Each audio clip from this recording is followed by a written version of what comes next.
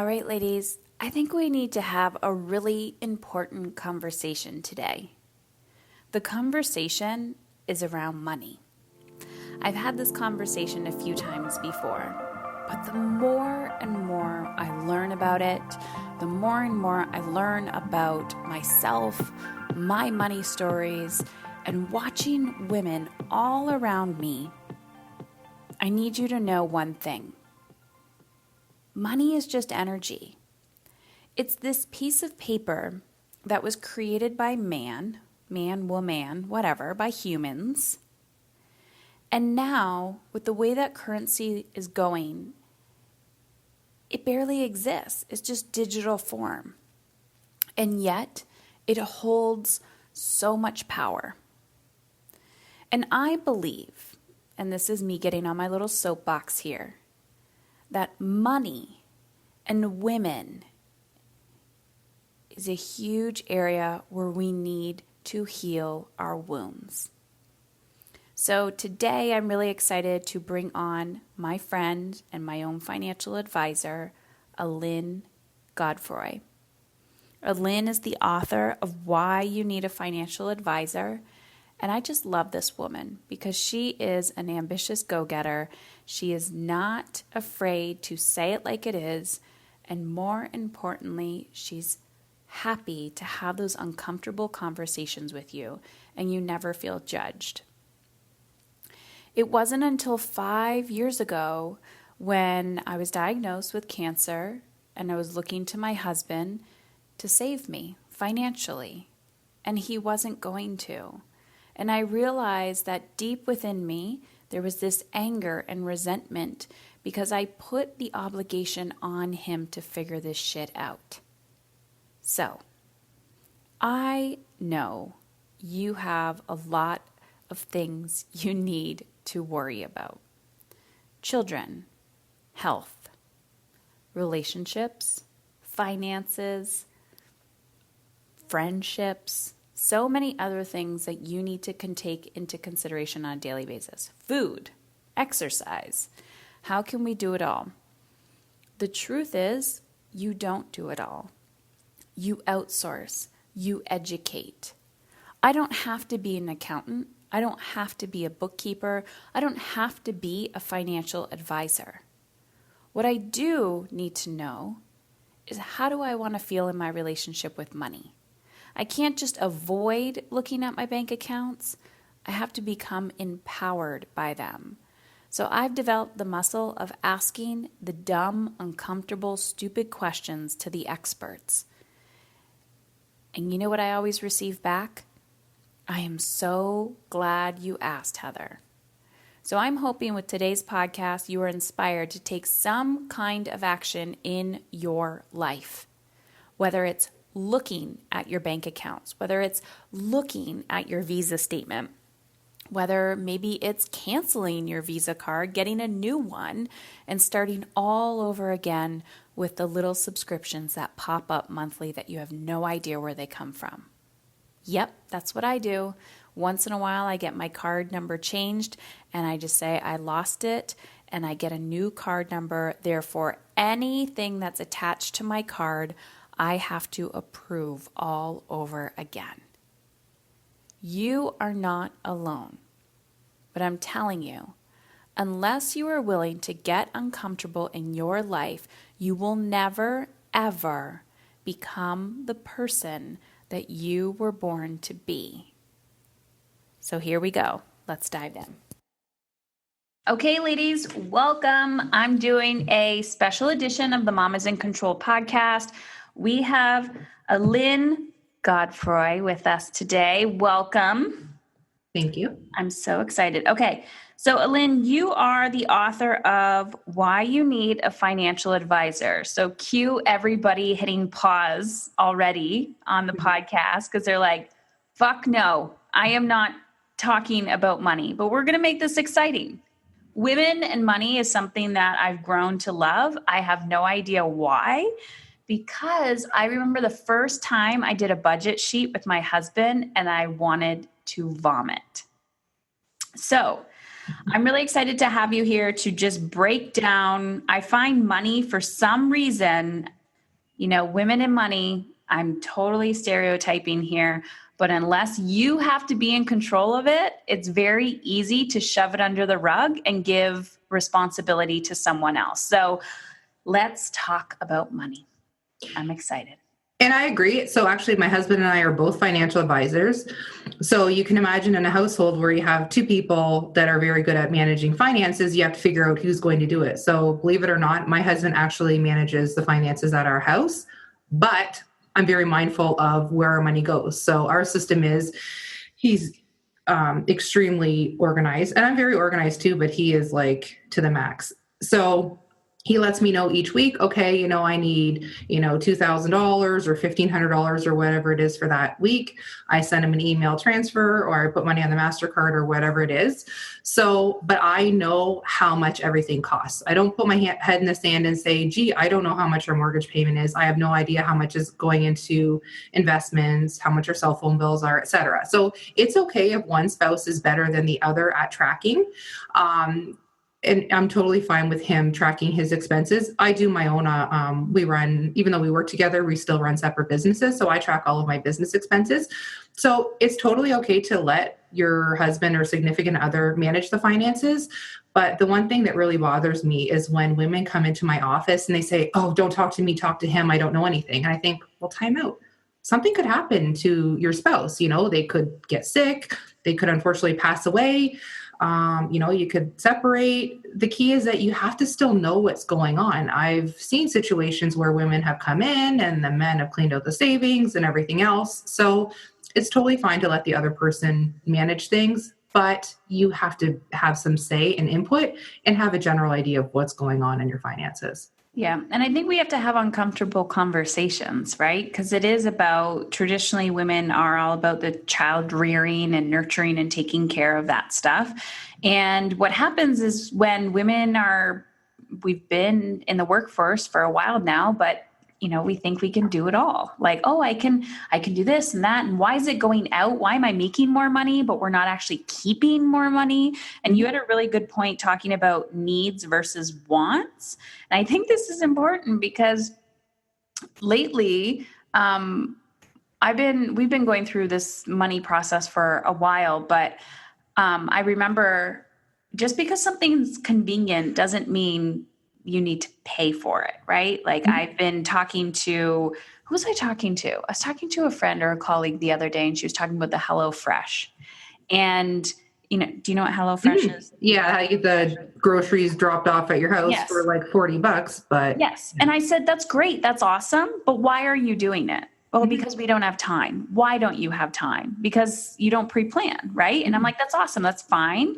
But I'm like, I want to learn how to cook. I want to learn what I need to eat. I don't want to feel disempowered. I don't want everyone, because we are in this like age of convenience. Like you don't even have to go to the grocery store anymore. You can just buy it from your computer. And we're losing a lot of the deeper connection and meaning of knowing these things. And you get so far removed that you're like, shit, now I actually have to look at it. You have to face everything that you've been avoiding. So let's talk a little bit about needs versus wants and minimalism. Okay, so that brings up a good point. So, and I did sign up for, Chef's Plate or one of those. There's such an abundance of those companies now that will deliver right to your house. And you get the first couple for free. And then it's like, depending on the size of your family, it could be $30 to $40. And you think, oh, okay, this is convenient. If you do that twice a week, well, go to the grocery store, buy a whole chicken, get some potatoes, carrots, throw it in a crock pot before you go to work. You can spend less than $10 on dinner and have it ready when you get home. $10 and probably 5 minutes at home, throwing stuff in a crock pot or an Instant Pot or whatever. And then you figured out a way to free up yourself, probably $50 to $70 a week. Well, take that over 52 weeks a year. If you're going to work another 20, 30 years, think about the math just on one simple change like that. It's huge. So is it a need versus a want? I mean, yes, you need to eat, but you don't have to be super lazy. Like it takes 10 minutes to run in the grocery store and grab a few things and leave. Or there's ones where you can actually order online, go pick up the groceries. They'll put them in your vehicle. So I would suggest to people trying that aspect if you're really that busy and don't have time, versus having it dropped off at your door and spending that much more money on food that, it's a nice idea, but over time it can definitely get really expensive.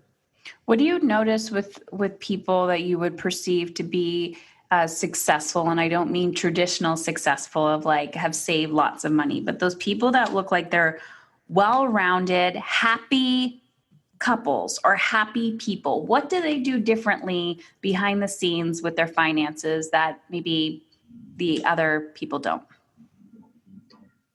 Do you mean people that everyone has the impression that they have their shit together, but maybe they don't financially? Is that what you mean? Those are the people, like, what would you say are some financial habits, like healthy habits that people who do actually have their shit together, like nobody has their shit together fully, but people who like can sleep at night knowing that they're like healthy in the financial department? Because you don't have to be a millionaire to have financial, to be financially healthy. But what are some habits that you would tell the average individual, knowing that you probably see the contrast of what the current culture is, right? If everyone needs to have a new car all the time and all of these crazy things, and everyone needs to go on all these vacations, compared to the person that's like, you know what? I make a decent amount of money now. We have children, but in the future, I want to enjoy my life, and I want to enjoy my life now. So what's the difference? So I think the key is treating yourself as a priority. So we all have that big list of people with their hand out for our money, right? The mortgage company, you got to pay, your cell phone, your utilities, maybe your kids are in daycare. You have this long list of expenses. But if you don't put on there, Jane's car fund or Jane's retirement fund or, Jane and Joe's vacation fund, then what's going to happen is it's going to come around time for vacation and you say, well, you know what, we still want to go on vacation. Let's charge $3,000 or $4,000 on the visa and still go away for vacation. So at our house, we put $200 a week away into regular savings for ourselves. So I actually had some friends say to me last year, oh, must be nice to have a pool. Well, we saved $100 a week for 3 years to be able to save for our pool. Yes, we could have put it on a credit card. Yes, we could have gotten a loan, but we're not those type of people. So we plan ahead. We're going to be doing a kitchen renovation, and a kitchen renovation can be pretty expensive, but we've been saving for it for a few years.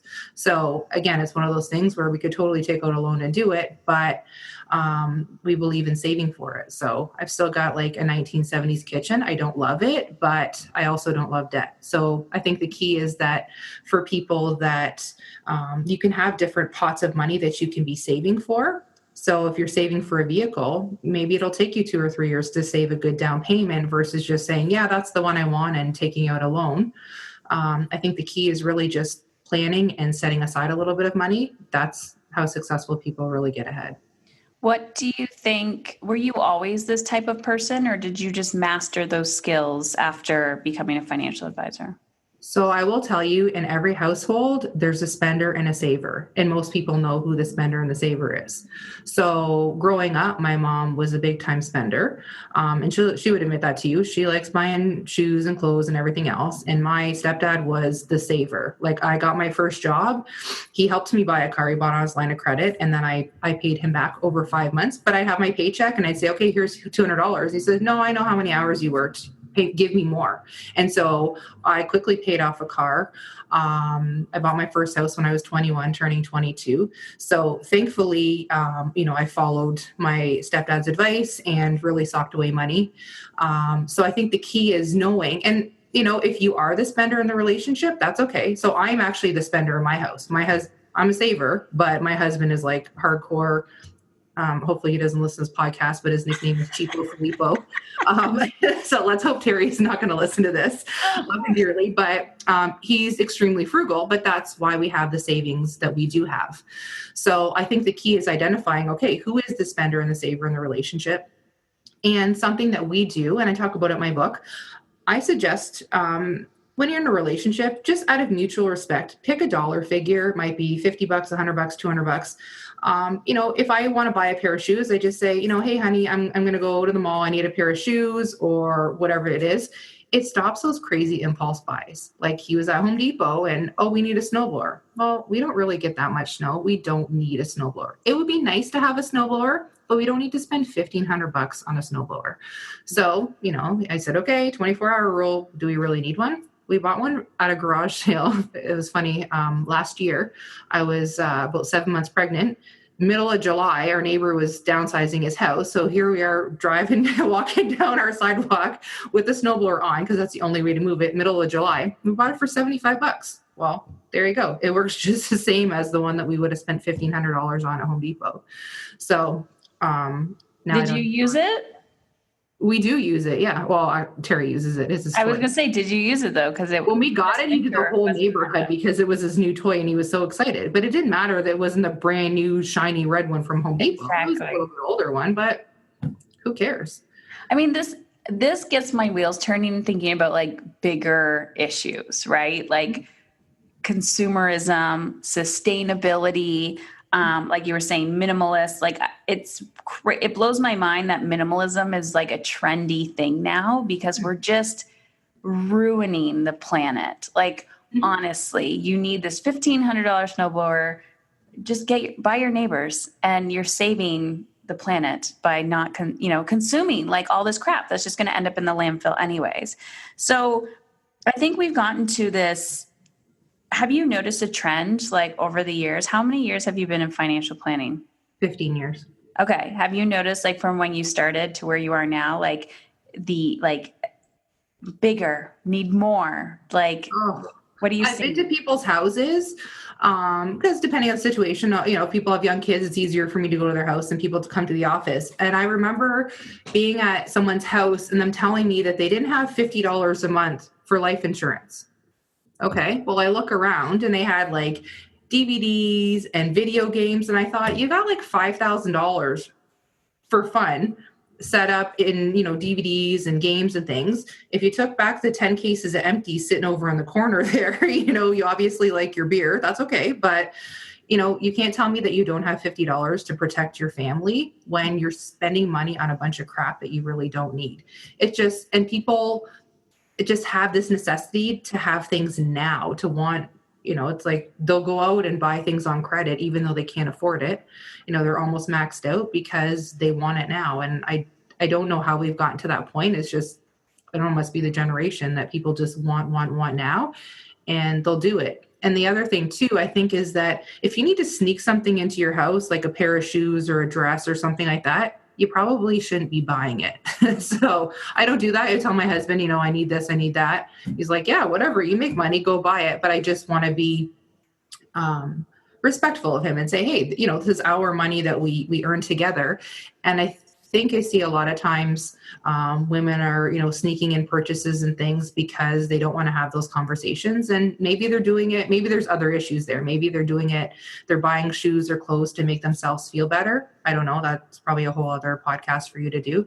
Mm-hmm. But yeah, I definitely see that people are just spending so much more money on things that they don't need. So I used to think that money was this other area of my life. And what I'm starting to notice is that every area of my life that I feel like I don't have control of is just something that I'm avoiding looking at. So this year I took on food.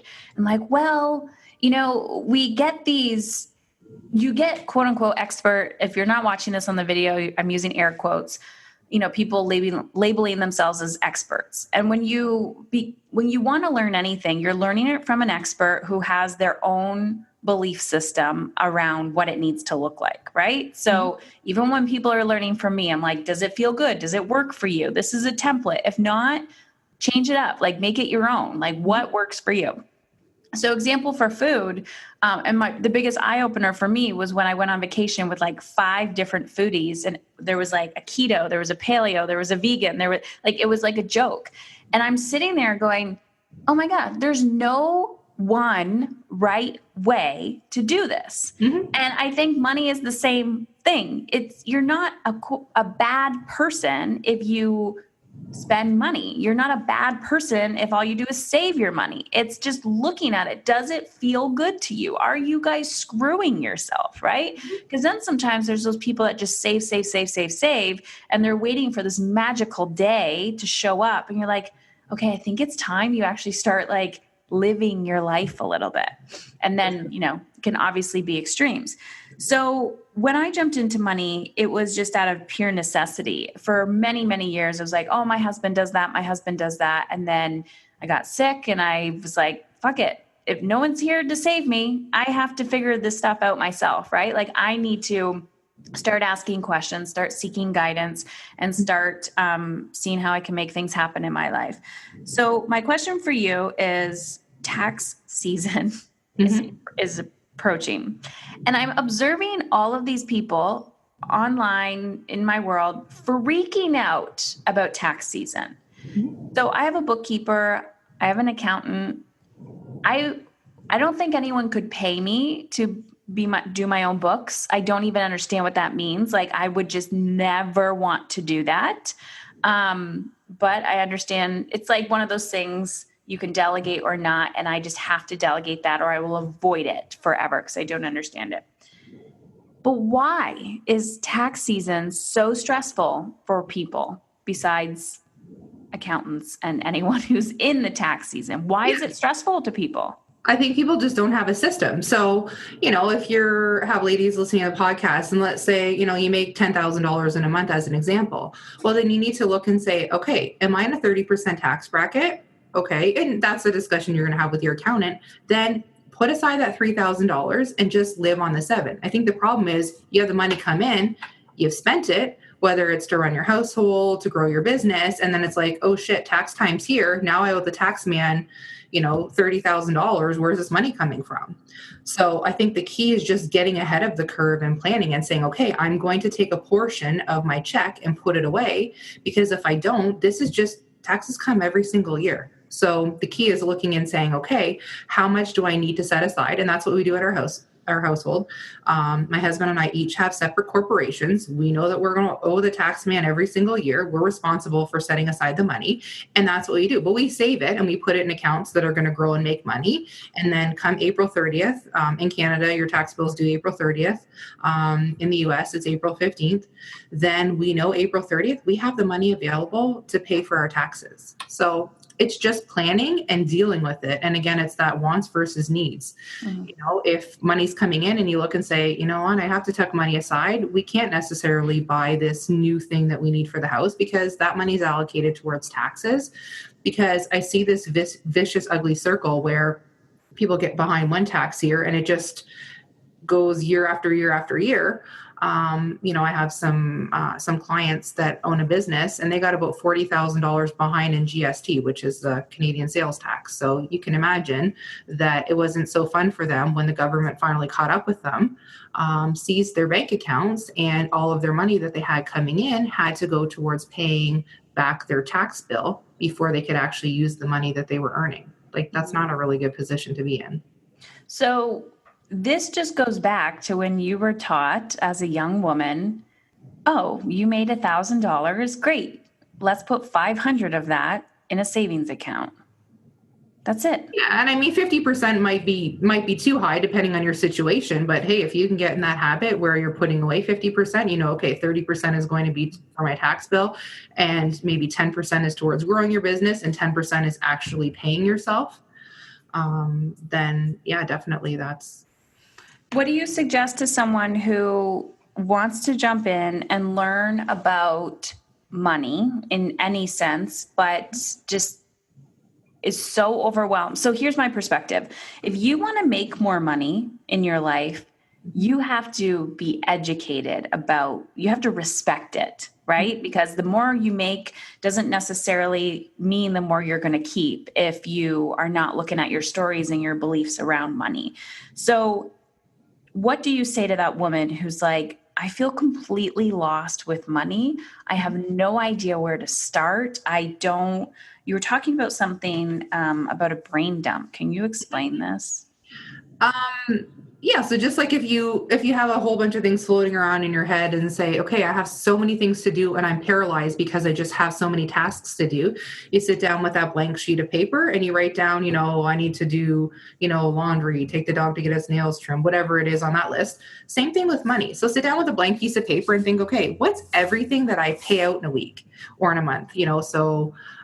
Mortgage, property taxes, utility bills, kids soccer registration, groceries, etc. Put everything down on there. And as you go through, and then you can look at a bank statement or a credit card statement, depending on how you pay for things, and look at those things and write, F next to it for fixed, right? So your mortgage payment's not going to change. Your utility bills might change from month to month, but you're not going to sit in the dark because you want to keep your hydro bill down. I mean, that's just not practical. But as you look on there and you might see that recurring, Netflix, do I need to spend $14.99 or whatever it is for Netflix? Do I have that magazine subscription that keeps coming out? Meanwhile, I have like 4 or 5 magazines stacked up in the corner that I haven't looked at. What are all of those things on there? Do you see charge after charge for Starbucks, for this pizza place, this Chinese food place, etc.? And then on that list, so those would be your variables, right? Like Starbucks. I mean, you don't have to go to Starbucks every single day. I know some people would argue with me that you do. I know some people would argue that you do need to go there every single day. You don't need to buy pizza every Friday night or whatever night it is. Sure. Are you sure? Chinese, yeah. So when you look at that and you say, okay, now be very honest with yourself. What things can you cut out? Those people that are just, one or two paychecks away from bankruptcy and really in dire straits, if you truly look at those things and say, okay, is that a need or a want? Well, yeah, I need to keep the lights on at my house. I need to keep putting my child in daycare. I mean, soccer, you may need to get your kid out to run around and burn off some energy. So you might not necessarily say to your child, no, you can't sign up for soccer this year or whatever. But those wants, so getting back to like the HelloFresh. A new car every 3 years. Yeah, exactly. Yeah, that's another thing. I find that people that financially aren't ahead are couples that husband and wife have a new car constantly, and they always have a vehicle payment. You're talking $500 to $700 a month for a vehicle payment, plus insurance, plus gas. That's $1,000 a month liability. That's huge. Mm-hmm. Like I haven't had a vehicle payment in about 7 years, and it's really nice. My car is functional. It's fine. My husband hasn't had a truck payment for about 3 years. And let me tell you, when we save that $225 biweekly payment, that's huge. That's a huge weight lifted off of us. So I think the key is looking and just being very honest. Like you said, when you sat down and did a budget, you wanted to throw up. Because yeah, it's not fun when you actually sit down and have that tough conversation with yourself. It's just the same as if you say, man, I stepped on the scale and I feel like not so great about myself. You know what? I really need to lose 20 pounds. How am I going to do this? I need to stop eating the chips and all the crap and whatever. It's the same thing with your money. You know what? Our money situation is looking pretty dire. What do I not need? So make coffee at home, make a plan to do groceries and make food at home. We're actually doing something, and I would encourage everyone else to do this for the next month in our house, is we have $100 for a week to spend on fresh fruit, vegetables, milk, bread, eggs, and then we're going to use up the stuff in our freezer. We have like chicken and beef and all kinds of stuff. We have bags of tomatoes that we grew in our garden. Like, okay, well, why don't we make some spaghetti sauce versus buying it at the store? So I'm sure most people listening can go a month with only spending $400 on groceries versus maybe $1,000. Well, there's a way to save just by cleaning things out that you have in your pantry at home. I love this. It was funny because I told my husband that, because you posted it like in your Facebook group. I was like, can we do this? And then he's like, yes. And we're moving and we have to start all over again because we don't have the freezer of all of this. So I was like, but you know what I really enjoy about this is just mindfulness. That's all it is. Mm-hmm. And I see everything as energy. Like that's what gets me motivated and up in the morning, whether it's money or whether it's food or exercise. It's like, this is just all energy and it creates the flow of your life.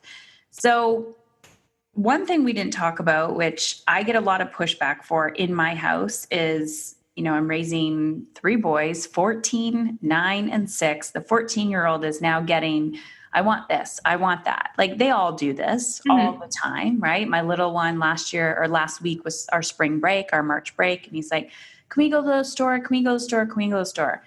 And I'm like, why? Like, why? You have so much crap. Why do you want to go to the store? Mm-hmm. And the oldest one, oh, can I have this? Can I have that? And I'm like, you got to work for it, right? Like, here's your system. You don't want to follow through with the system. There's no paycheck at the end of that system. Mm-hmm. But what do you say to those parents where, because I believe we're in a cultural parenting epidemic, like it's like give, give, give, give, give, and there's nothing in return. Like people complaining, like my child won't even clean up after themselves. I'm like, that's because you don't make them clean up after themselves. We're just giving like money away, paychecks. It's like you're giving your paycheck away and then you're angry and resentful that there's no receiving from this child. Mm-hmm. So what's your perspective on that? Because a lot of times men do this too. You're using money as a way to like get rid of your guilt. Like, ooh, I'm not around. I've heard people say this. I'm not around that often. I work too much. Therefore, I just buy a lot of stuff for my child because I feel guilty. Mm-hmm. So what do you say when it comes to that in finances? Well, I think doing allowance like old school, like we used to do, you make your bed and if your chores are to scrub the toilet or do dishes one night or whatever, then kids can get an allowance just like we did back in the day, and allow the kids to spend their money on what they want. So my stepdaughter always wants money for things. Well, that's fine, but you can help clear the table and wash dishes. And if she wants, her $5 and she wants to take it and buy French fries at lunch with her friends, and that's okay. That's her money. I'm not really worried about teaching her how to save at 11 quite yet. I do think that kids need to, especially kids that have their first job, they need to buy into consumerism. So let them buy something to make themselves feel good. So my stepson got a job and he bought a computer and that made him feel good. But now he's saved because he realized, holy cow, if Dad and Alynn bought me a computer, that's great. But if I lost you. Oh, there you are. Okay. All I heard was holy cow. And then what did you say? No, if a kid buys a computer, they don't realize how many hours they have to work in order to save and buy that item. Mm-hmm. So I think so it's the same with, setting a table, folding a load of laundry. I think you can teach kids these principles at any age. So have them do a little something so that they understand the value of $1. So, my stepdaughter will give her $5 for, helping clear the table, wash the dishes and dusting. When I was like 8-9 months pregnant, I could not bend over to save my life. I'm like, here, kid, you want to make some money? I had her wiping down all the surfaces in my house and she was happy to make some money and I was happy to give it to her, and she wanted to go to the dollar store and blow it on candy. That's fine. That's her choice. Mm-hmm. In terms of people buying and giving to their kids because they feel guilty, I don't know. I don't necessarily agree with that, but I think it happens a lot too in divorce situations where you have kids are playing one parent against the other. So I think you just have to be smarter than your child because I think kids are good. They can guilt you on everything, man. I say they're emotional manipulators and you have to be so mindful. Even when you're like, what happened? I have this in my house all the time. One punches the other or pretends to, and all of a sudden he's falling on the ground. He's like, Mom, I didn't even touch him. And I'm like, yeah, I kind of believe that. He's a little actor. Yeah, for sure. You just call him out on it, right? Yeah. I'm like, oh yeah. Is there any blood? No broken bones. I love you. You're good. Yeah, I walk away and then don't let your kids rule your life, because if you don't put your foot down now, what's going to happen when they're 20 and they're just sponging all of their money off of you? I mean, if your kids are 10 years old and they want, a couple dollars to go get a slushie at the store, that's one thing. But when your kids are 20 and they're wanting vehicles and help with, rent because they want to move out, next thing you know, like these are big, substantial amounts of money. I think you need to get it under control early on for sure. Awesome. Any last minute words of wisdom to help women feel in control of their money? Yes. So I think really the key is so what I do is I keep a little notebook and I write down every time I spend money on anything. So, whether I run into the drugstore to, grab a bag of milk, and someone asked me before, well, do you always write down, just a simple picking up a bag of milk. There's a place near my house and I'll, Shoppers Drug Mart, I'll grab it. It's $4.27. It's the cheapest milk. And I say, yes, I do record it because while I'm standing in line and there's chocolate bars and there's lottery tickets and there's, smut magazines and things that could entice me, I know to myself, no, I'm going to write this down when I get home that I spent the $4.27, not, I spent $25 because I bought a bunch of garbage that I don't need. So I set a reminder. Now it's ingrained in me, but I set a reminder for like a good year to write down everything I spent money on. So then it makes me think twice before going to buy something. I'm not perfect with my money, but if I'm at work and I'm hungry and I think, okay, well, when I get home, I can make something to eat versus stopping through a drive-through. Not only is it healthier for me to make something at home, but I probably spend $10 on something that I could make for $2 at home. So they say that which gets measured gets improved. So if you're tracking, what you're eating or you're tracking what you're spending, that's really important. So again, if you're in dire straits and, you're in overdraft and your finances are dismal or your finances are fantastic, we can always find things that we're spending money on unnecessarily that if you track it and go, oh, I'm going to have to write down that I bought that $5 latte. Well, maybe I'll just make a coffee when I get to work, or maybe I'll wake up 2 minutes earlier and make that coffee before I leave the house. I think if you write it down and be accountable to yourself, you'd be really surprised at how much money you're spending on stuff you really don't need. And that's how you can be in control. And then those people that say to me, I've never been a saver. Well, now you'll find that at the end of the week, you probably will have found $50 to $70, maybe $100 or more, depending on what you spend money on, that you freed up, that now you can start tucking away into savings. And the more you have saved, the better you'll feel. So you're not worried about, oh my God, if the brakes go on my car and need a new set of tires that, I'm going to be close to financial ruin. No, then you have the money. You need $1,000 for a new set of tires. You can take the $1,000 out of savings and everything's fine. Love it. Awesome. So Alynn, why your book? Why you need, can you put it up for us? Oh, yeah. So the people that are watching, Yeah, why you need a financial advisor? Why you need a financial advisor. Where can people connect with you? You said if they live in a certain area. Mm-hmm. Yeah. So I'm a financial advisor that is licensed in Ontario. So I live in Windsor, Ontario. If you live in Ontario and you want a copy, you can send me an email. My email is Alynn, ALYNN at Godfroy, GODFROY, financial.com. Send me an email. I'm happy to pop a copy in the mail for you. It's, if anyone has questions. So my husband's actually a dual citizen, so I'm very well versed in, taxes and accounts in the U.S. I'm not licensed to give financial advice outside of Ontario, but, general questions. But if you're in Ontario, then I am licensed to give advice to you. So, shoot me an email if you want a copy of my book. I'm happy to mail out a copy. And if you have questions, then definitely send me an email. I'm happy to help any way I can. Awesome. And what do you say to those people? Where do they start if they know they need help with finances? Like, what type of professional do you suggest they seek out? So whether, and, talk to your friends that, talk to somebody that you'd like to emulate. If you have that friend that, man, she has money to go on vacation and do these things, then, ask a girlfriend. Do you deal with someone at your bank? Is it an independent financial person? Who is it that you trust? And call them and say, you know what, this is my situation. I need help with a budget, because not every financial planner will help you with a budget. So maybe it's a budget, or maybe it's, I've amassed all this money in my bank account and I don't know where to save it. That's a good problem to have.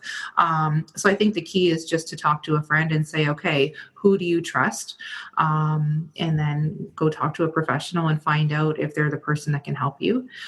If you do get a copy of my book, I actually have in here, that talks about questions to ask a financial planner. Ask them what they can help you with, how they get paid, a number of different questions. So again, if you want a copy of my book, send me an email and I'm happy to send them out.